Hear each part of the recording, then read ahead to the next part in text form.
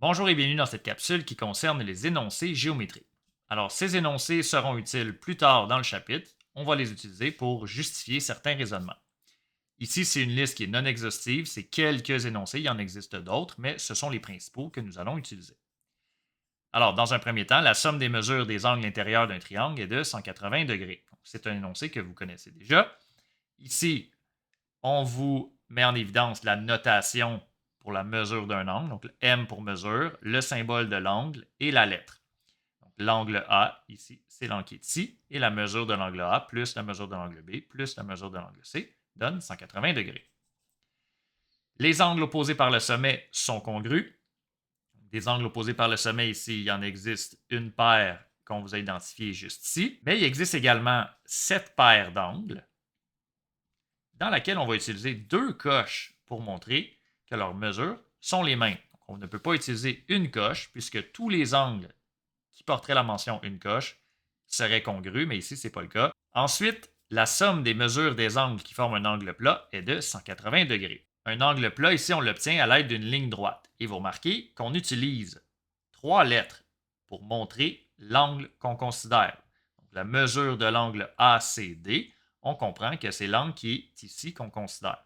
Pourquoi on utilise trois lettres ici? C'est parce qu'il y a possibilité de confusion. Si on utilisait seulement angle C comme mention, bien, ça pourrait être à la fois l'angle ACD ou l'angle qui est juste ici. Donc, comme on veut éviter cette confusion, on va utiliser trois lettres. Alors, lorsqu'on ajoute la mesure de l'angle ACD à la mesure de l'angle BCD, on obtient 180 degrés, puisqu'ici, on a un angle plat. Un triangle isocèle possède deux côtés congrus et deux angles congrus. On vous rappelle que les deux angles qui sont congrus sont opposés aux côtés qui sont congrus.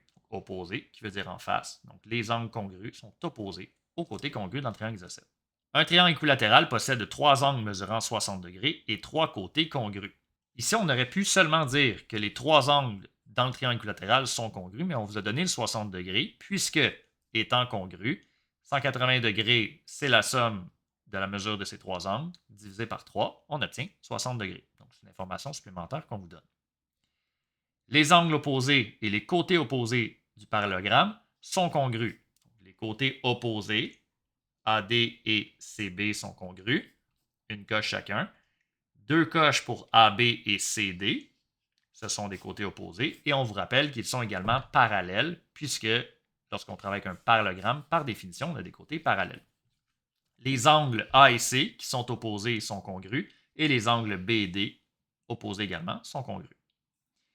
Ensuite, un rectangle possède quatre angles mesurant 90 degrés et ses côtés opposés sont congrus.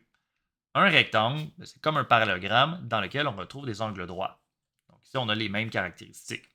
Et pour le carré, qui possède quatre angles mesurant 90 degrés et quatre côtés congrus, mais essentiellement, c'est un rectangle dans lequel on a quatre côtés congrus, donc c'est pour ça qu'on retrouve les mêmes caractéristiques. Puis finalement, dans le bas de la page, on retrouve deux droites parallèles coupées par une séquente. Les angles alterne-interne, alterne-externe et correspondants formés par deux droites parallèles et une séquente sont congrus. Deux paires d'angles alternes internes, donc on vous explique ce qu'alterne interne veut dire. Alterne, ce qui veut dire de part et d'autre de la séquente, et interne, à l'intérieur ou entre les deux parallèles. On parle donc des angles ABF, l'angle qui est ici, et l'angle BFH, qui est ici, qui vont être congrus. Donc, on obtient la même mesure. Ça, c'est une paire. Il y en existe une autre. BFE, qui est l'angle qui est ici, et DBF, l'angle qui est ici. Comme on est en présence de parallèles, on va avoir des angles qui vont être congrus. Ça, c'est pour les angles alternes internes. Maintenant, les angles alternes externes. Si vous avez compris alterne interne, alterne externe, c'est un peu la même chose, mais ici, on va retrouver des angles qui sont de part et d'autre de la séquente et à l'extérieur des parallèles. On parle donc des angles ABC dans un premier temps et l'angle GFH dans un deuxième temps. Et comme on a des parallèles, les angles seront congrus. Il en existe une autre paire d'angles alternes externes. On va maintenant parler des angles CBD, ici, et l'angle EFG, ici. Encore une fois, ce sont des angles alternes externes et comme on a des parallèles, les angles vont être congrus. Finalement, on a 4 paires d'angles correspondants. Les angles correspondants sont situés du même côté de la séquente. Un d'entre eux va être à l'intérieur des parallèles, l'autre à l'extérieur des parallèles. Donc, par là, ce qu'on veut dire, par exemple, ABC va être congru à l'angle BFE, comme ça ici. Ces deux angles, comme on a des parallèles, vont être congrus.